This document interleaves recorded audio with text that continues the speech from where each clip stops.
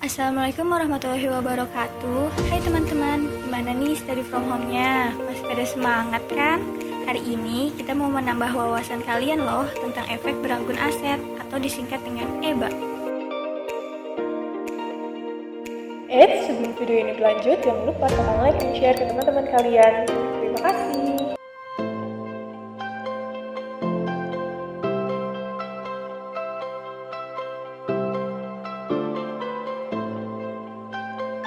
Apa sih tujuan kita mempelajari EBA?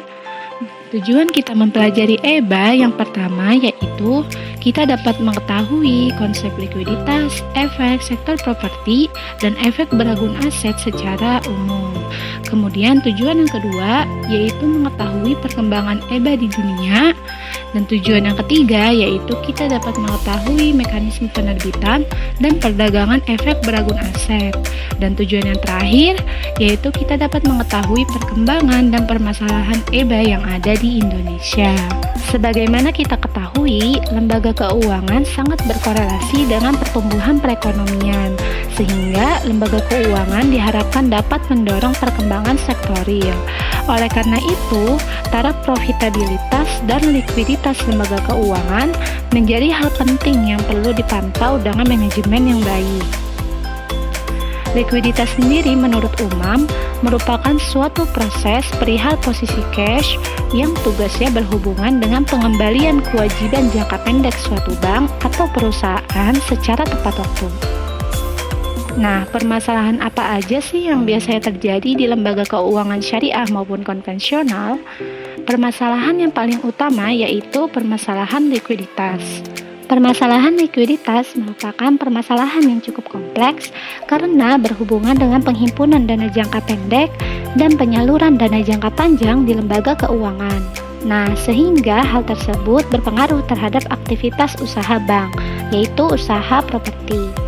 Oleh karena itu, manajemen likuiditas sangat penting untuk mengendalikan bagaimana suatu lembaga bisa mempersiapkan modal yang cukup bagi pemerintah, masyarakat, hingga debitur yang membutuhkan dana dan ingin mencairkan dananya dalam jangka pendek. Sektor properti. Sektor properti adalah lembaga yang menjalankan usahanya berkaitan dengan saham di Bursa Efek Indonesia dan dapat dijadikan indikator untuk menganalisis kesehatan ekonomi suatu negara. Karena sektor properti memiliki multiplier effect, yaitu dapat meningkatkan aktivitas perekonomian. Permasalahan likuiditas dalam sektor properti dapat diatasi dengan bantuan dari fasilitas sekuritisasi aset, yang mana hal tersebut bertujuan untuk memfasilitasi bank syariah maupun konvensional ketika membutuhkan dana, serta sebagai alternatif penyimpanan dana dari masyarakat yang dapat dicairkan dalam jangka pendek.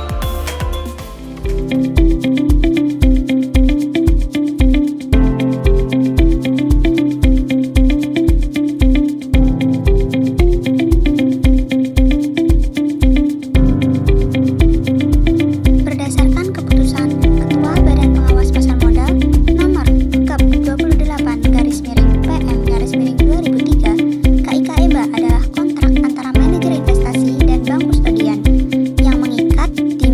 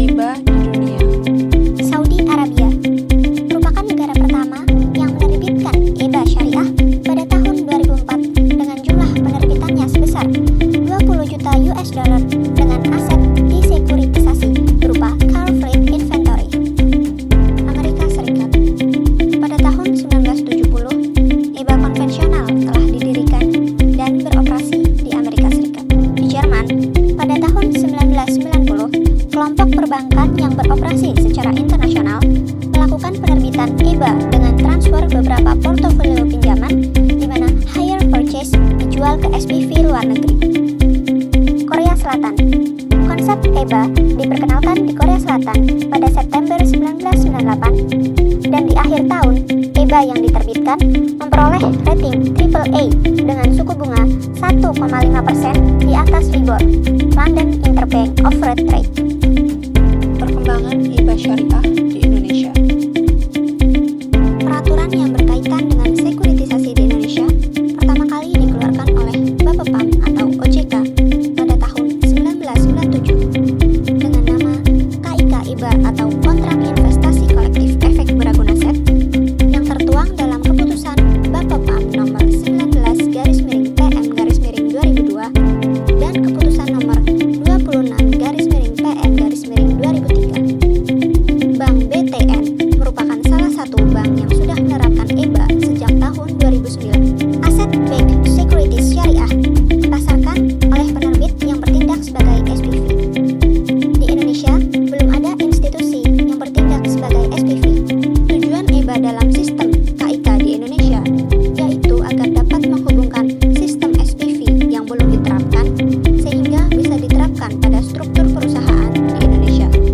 Dalam konteks syariah, belum terrealisasinya penerbitan EBA syariah di Indonesia karena beberapa hal, yaitu yang pertama, mayoritas perbankan atau lembaga syariah masih mengkaji hal ini.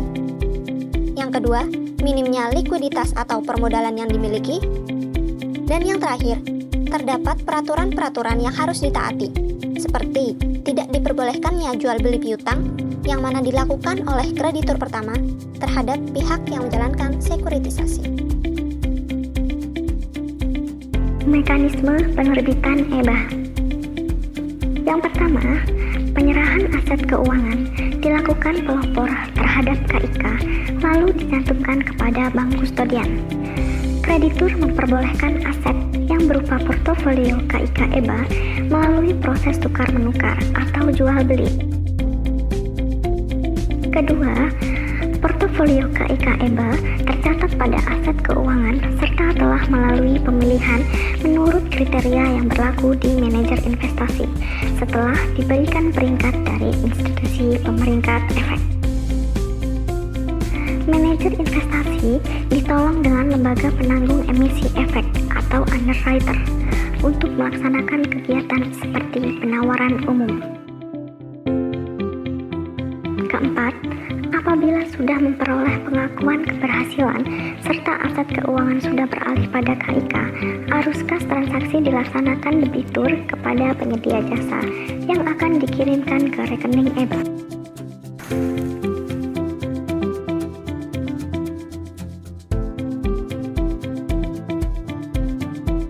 Pada struktur ini dijelaskan, yaitu investor pembeli berhubungan dengan broker pembeli dan investor penjual berkaitan kepada broker penjual. Kedua, broker pembeli dan broker penjual ini bernegosiasi dan kedua broker ini menugaskan ke trader untuk mencatat kegiatan pembayaran. Setelah sistem perdagangannya sudah selesai dilakukannya, kegiatan penuntasan pembayaran kepada KPEI dan KSI. Broker pembeli akan menyalurkan uang kepada KPI dan KSI, sedangkan surat berharga diserahkan oleh broker penjual kepada KPI KSI. Lalu setelah KPI KSI menerima surat berharga, KPI KSI akan menyimpan surat berharga kepada bank kustodian. Alur atau proses dalam penerbitan efek beragun aset. Awal mula publikasi EBA yaitu EPA awal yang bertujuan mengumpulkan aset-aset yang akan dijual. Setelah EPA awal, dilakukan proses uji tuntas due diligence untuk menentukan aset-aset manakah yang layak untuk dijual. Apabila telah ditentukan layak, dilakukan structuring, seperti menghitung pemberian lebih ke analisa pemberian tranche tenor. Setelah di-structuring, pengumpulan aset akan didaftarkan ke OJK dan Bapepam LK untuk melakukan proses registrasi. Setelah OJK menerima EBA, akan ditetapkan EPA final. Setelah penetapan dari EPA final akan keluar efektif OJK. Aset boleh untuk dijual itu akan dilakukan book building, yaitu di mana masa penawaran trade kepada investor yang potensial.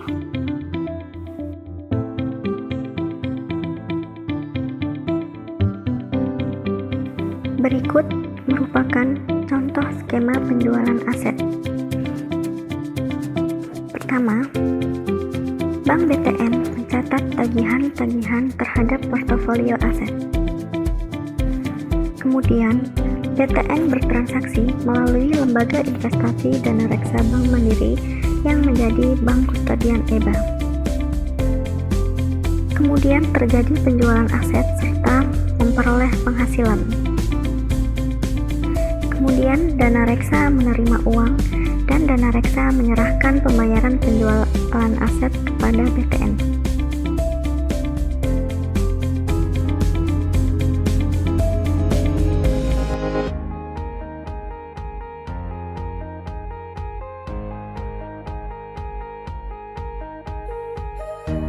Perkembangan EBA di dunia. Pada tahun 1930, EBA konvensional telah berdiri dan beroperasi di Amerika Serikat. Pada tahun 2004, Saudi Arabia menerbitkan EBA Syariah.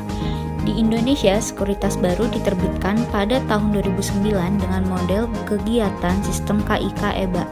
Bank BTN merupakan bank yang telah menerbitkan EBA pertama kali. Hingga 2017, mereka telah menerbitkan EBA sebanyak 20 kali. Permasalahan EBA di Indonesia. Di Indonesia masih sulit untuk melakukan perbandingan antara kinerja EBA syariah dengan EBA konvensional. Karena EBA syariah dalam perbankan syariah masih dalam tahap kajian. Permasalahan permodalan merupakan salah satu hal yang mendasari terhambatnya penerbitan EBA syariah oleh perbankan syariah. Adanya peraturan-peraturan yang harus ditetapkan di mana suatu aset yang dijalankan untuk pengalihan wajib berbentuk aset sehingga akan menciptakan sebuah arus kas serta terdapat penjualan secara nyata. Permasalahan EBA di Indonesia juga harus memperoleh pengakuan DPS atau organisasi kompeten terhadap hukum syariah di pasar modal. Dari segi proses pembayaran, pihak yang menjalankan sekuritas bukanlah pembeli receivable atau piutang. Publikasi EBA syariah portofolionya harus berbentuk aset keuangan tagihan diperoleh dari surat berharga menguntungkan.